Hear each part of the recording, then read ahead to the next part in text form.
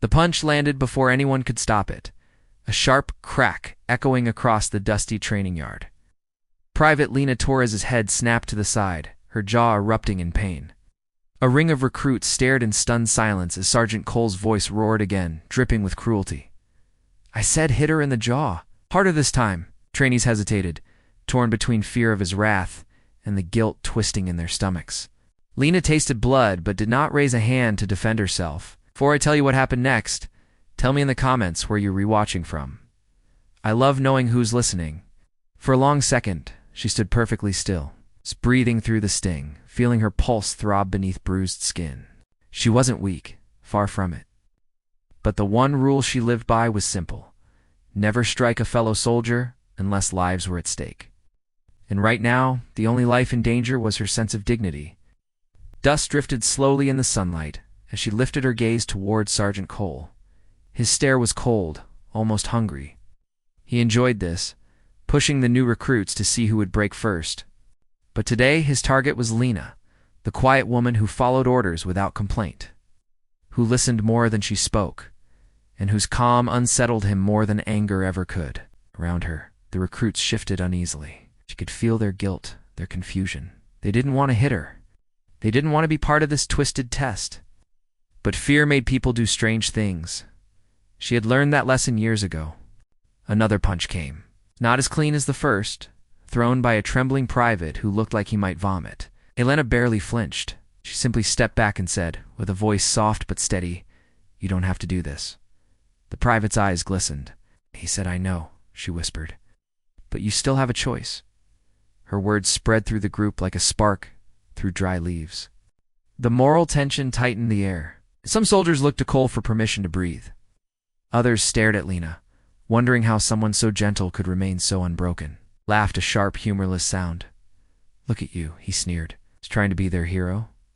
This is the military, Torres. Heroes get buried. Obedient soldiers survive." Lena met his gaze, jaw throbbing but heart steady. "Obedience without conscience isn't strength," she replied. "It's fear wearing a uniform." Whispers erupted instantly. A few soldiers took a step back, startled by her boldness. Cole's fists tightened at his sides. The sun burned hotter. A breeze pushed through the yard, carrying tension like a storm waiting to break. Without warning, Cole lunged, aimed another brutal strike at her jaw. But this time, Lena moved.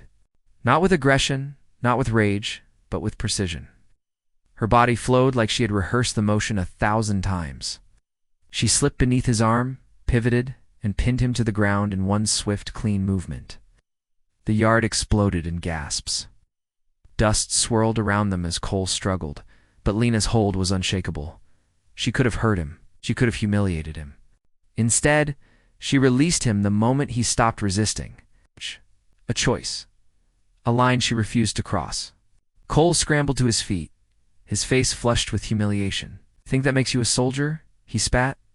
"No," she said quietly. "But respecting the people beside me does." The recruits exchanged glances, some ashamed, some inspired, all changed. For the first time, someone had stood up, not just against unfair treatment, but against the idea that cruelty was the same thing as strength. Suddenly, an alarm blared across the base. A training accident had been reported near the obstacle course. 2 soldiers injured, 1 trapped under collapsed beams. Without hesitation, Lena sprinted toward the commotion. The recruits followed close behind, and even Cole, shaken and silent, trailed them. The scene was chaos, debris scattered everywhere, dust rising in thick clouds. A soldier lay pinned under a beam too heavy for one person to lift. Another recruit knelt beside him, panicked and helpless. Nina didn't freeze. "Everyone together," she shouted. 3 on the beam, 2 stabilizing, 1 watching for shifting weight. Her voice was clear, commanding the voice of someone who cared too deeply to stand by and watch someone suffer. The recruits moved as one unit. Hands gripped wood, muscles trembled, boots dug into the dirt. On Lena's count, they heaved. The beam rose agonizingly slow at first, then higher, then high enough to pull the trapped soldier free. When the beam slammed back down, a cloud of dust burst upward like an exhale of relief. The rescued soldier gasped, coughing. Lena knelt beside him, checking his pulse with decisive movements. Her jaw ached, but she ignored it completely. "You're safe," she murmured. Ow! "We've got you." The recruits watched her, the same woman they were ordered to strike minutes earlier, leading them with more strength, more purpose, more humanity than any commander's bark. And then something happened no one expected. Sergeant Cole stepped forward. His voice cracked slightly when he spoke. "Torres," he said, "I misjudged you." She didn't gloat. She didn't smirk. She simply nodded, her expression calm. "Being strong doesn't mean tearing people down, Sergeant. It means lifting them when they fall." The recruits fell silent. A breeze rolled through, carrying the weight of her words across the yard.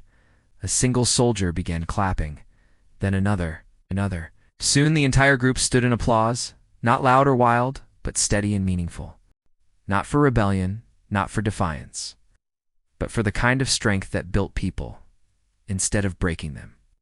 Cole looked away, humbled, and for the first time he saw what a true soldier looked like.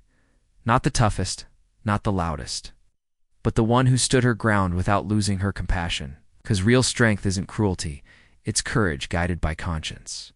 And as the sun dipped low, painting the yard in warm gold, Lena touched her bruised jaw and smiled softly, knowing the place where she had been struck was the same place where her strength had been seen most clearly. If this story inspired you, share your thoughts below, and don't forget to subscribe to Whispered Words for more powerful, heartfelt stories that stay with you long after they end.